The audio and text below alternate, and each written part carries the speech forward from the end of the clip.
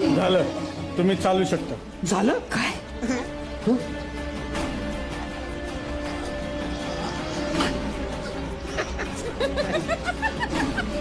खरंच शिर्के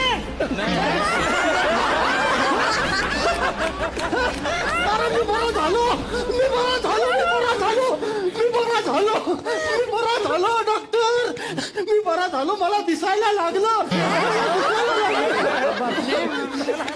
तुला दिसत होतच, चालता येत नव्हतं. बरा झालो देव माणूस.